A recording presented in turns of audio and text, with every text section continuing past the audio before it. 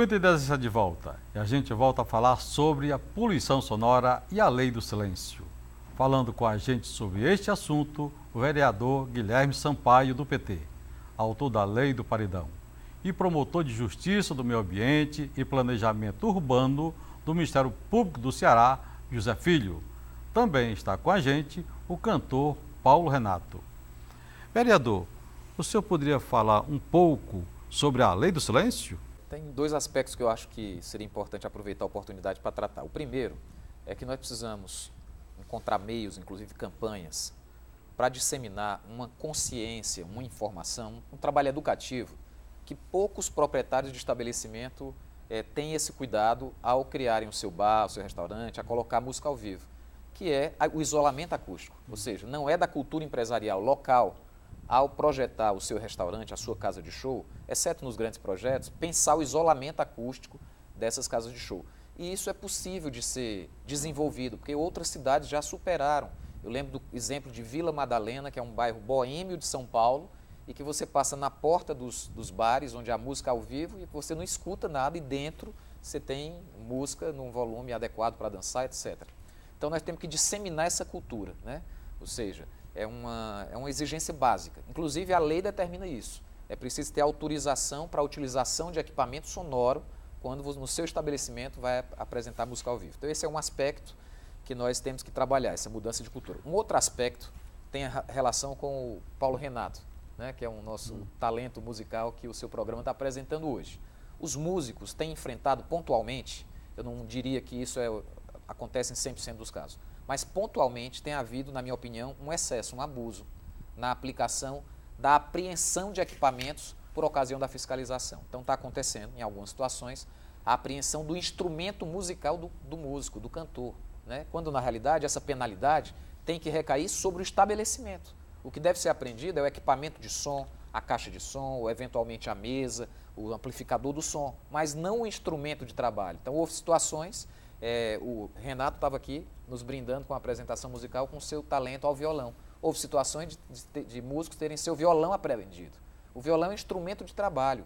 O músico é o trabalhador da cultura. É a parte mais fraca entre a prefeitura que fiscaliza, o empresário da casa de show e o músico, a parte mais fraca é o trabalhador. Não é ele que tem que ser penalizado. Quem tem que ter a responsabilidade. Porque, vereador, eu acho que aí a culpa não é do cantor, no caso, Paulo Renato, que está aqui claro. conosco, a culpa não é dele, é do estabelecimento. Ele não pode porque o estabelecimento deve saber aquilo que deve obedecer à lei que está sendo vigente, que já, inclusive, ele tem que pedir, inclusive, uma permissão, autorização, para que aquele músico se apresente lá no local dele, né? E olha, o prejuízo causado quando um músico tem o seu instrumento apreendido na quinta-feira, ele passa o fim de semana sem tocar, né? Sem se apresentar, não tem renda, né, familiar naquele período. Então é muito grave. Por conta disso eu apresentei um projeto, está tramitando na Câmara há mais de 6 meses. Infelizmente encontramos algumas resistências por parte do governo, mas acho que aprovaremos ainda esse ano, que faz essa distinção entre o que deve ser apreendido, determinando com muita clareza que o instrumento musical,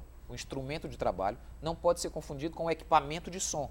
Esse sim deve ser apreendido, sobretudo aquele que pertence ao estabelecimento, que é o responsável por garantir a segurança acústica do funcionamento daquela apresentação. Inclusive... Senhor Olavo, eu propugnaria aqui, como defensor da sociedade, o Ministério Público é um defensor da sociedade, advogado da sociedade, eu queria propugnar aqui ao vereador Guilherme Sampaio, como autor desse projeto, e aos seus pares, né, os demais edis aqui da capital, que fizesse uma profunda reflexão a respeito desse tema. Na realidade, eu concordo em gênero, número e grau que o instrumento musical do profissional não pode ser apreendido, eu concordo. Agora, nós temos que observar que existe também, entre os profissionais da música, aqueles que rejeitam até mesmo o sistema de som do ambiente porque quer implantar o deles. Aí, nesse caso, essa distinção aí tem que ser levada em consideração para que não haja aí uma violação ao princípio da igualdade, né? O princípio da isonomia jurídica, porque os donos de estabelecimento eles estão também preocupados, então o Ministério Público tem recebido tem recebido muitas reclamações, muitos desabafos de proprietários de estabelecimentos, dizendo, ó, nós sabemos que o músico não pode ser aprendido o instrumento dele. E quando o músico não quer nem usar o nosso instrumento de som, e alguns proprietários dizem que tem profissionais da música que não aceitam nem a opinião, eles é quem tem que controlar o volume. Aí a gente tem que ver tudo isso e levar em consideração na hora do legislador votar um projeto de lei desse, para que futuramente a gente não venha ter um dissabor. E outra coisa também, Olavo, na realidade, o sistema de som aqui, que nós estamos falando de propriedade do músico, propriedade do proprietário do subestabelecimento, do estabelecimento, nós temos que entender que essa apreensão ela tem que ser feita através do instrumento que está liberando o volume e a poluição. Então, se uma banda, tem essas bandas musicais aí, que elas têm o seu próprio sistema de som.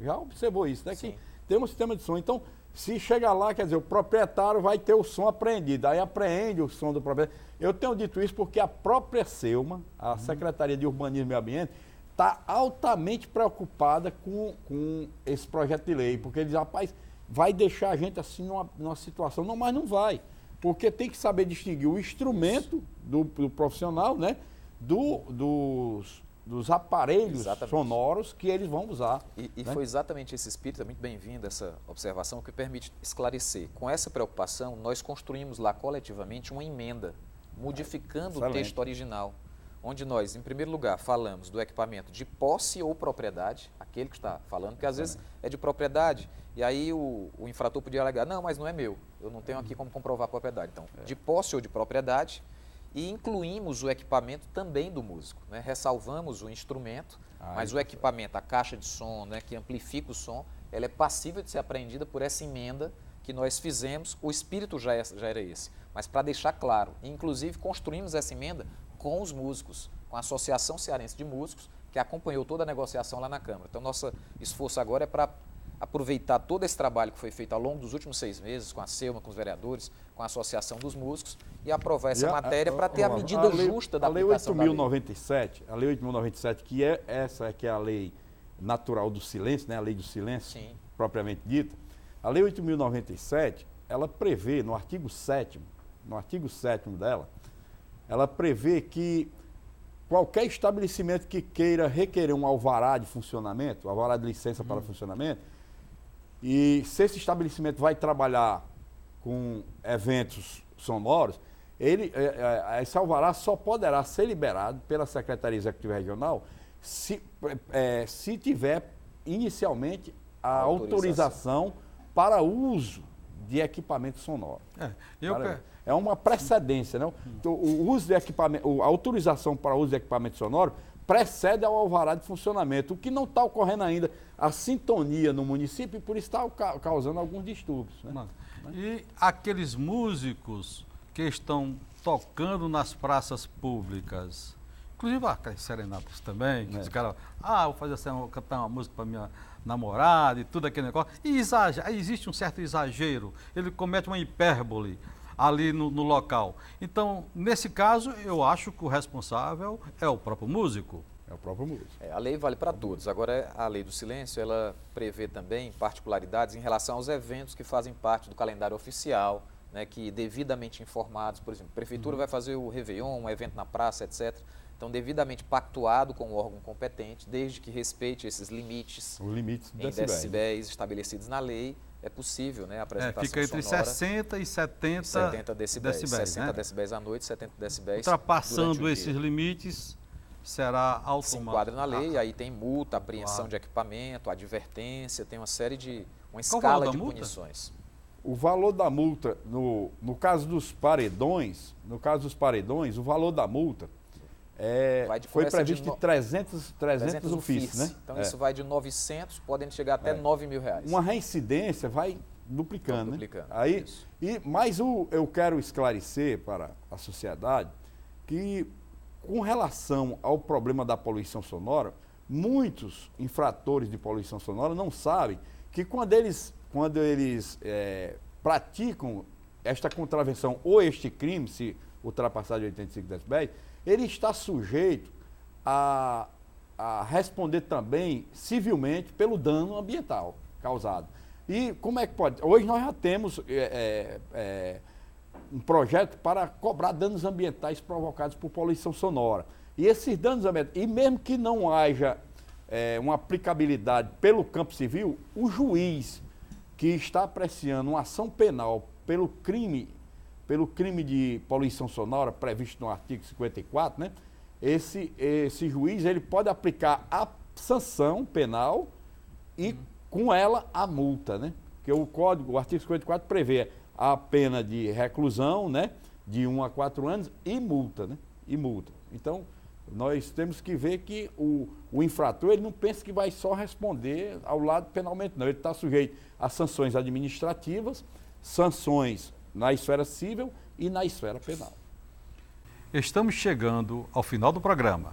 Gostaria que os senhores deixassem as suas últimas considerações.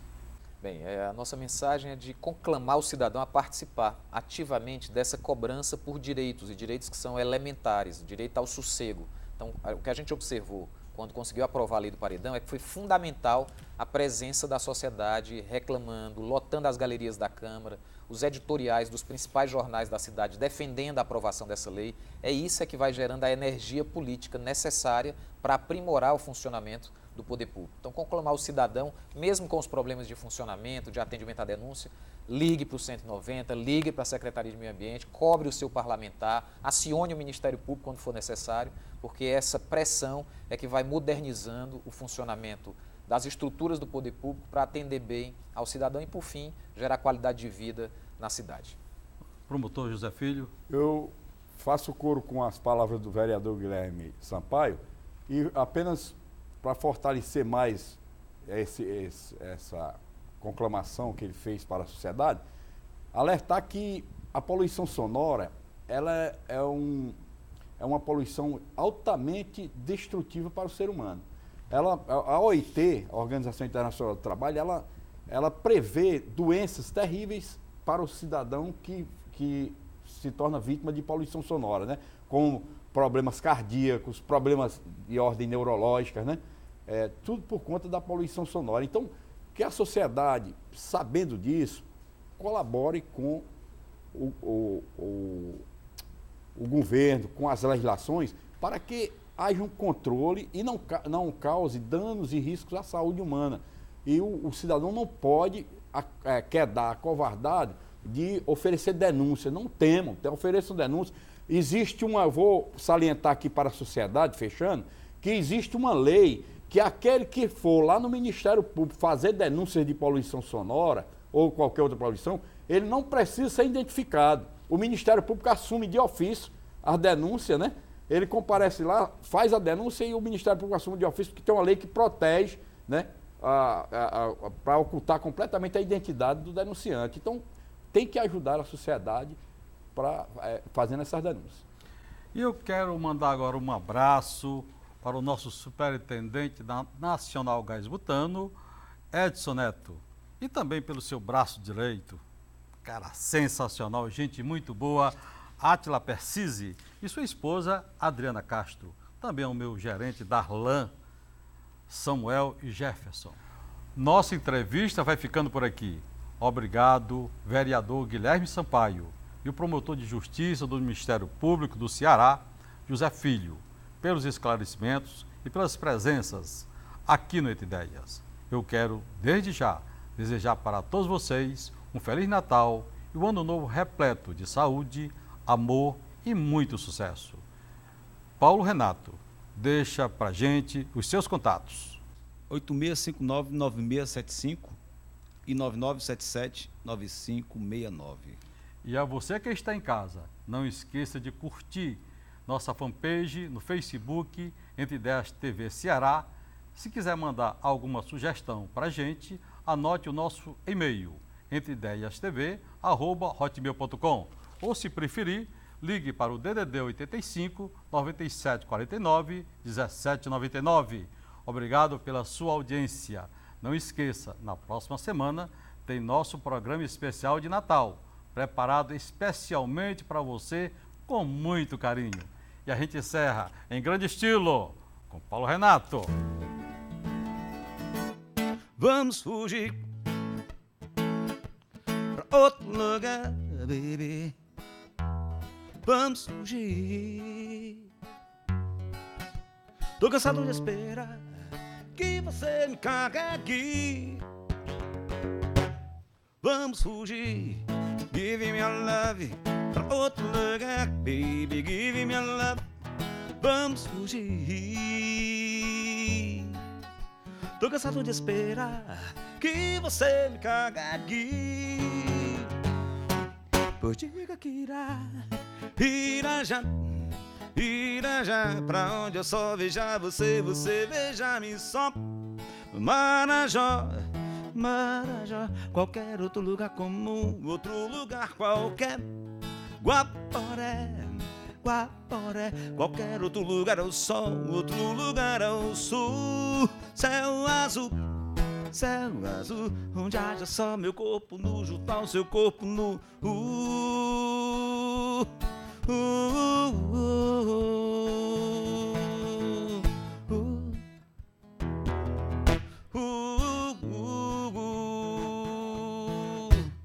Vamos fugir pra outro lugar, baby. Give me love. Vamos fugir por diante do tobogã, onde a gente escorregue. Pois diga que irá já pra onde eu só veja você, você veja a mim só. Marajó, qualquer outro lugar comum, outro lugar qualquer. Guaporé, qualquer outro lugar ao sol, outro lugar ao sul. Céu azul, onde há de só meu corpo nu, junto aos corpos nu.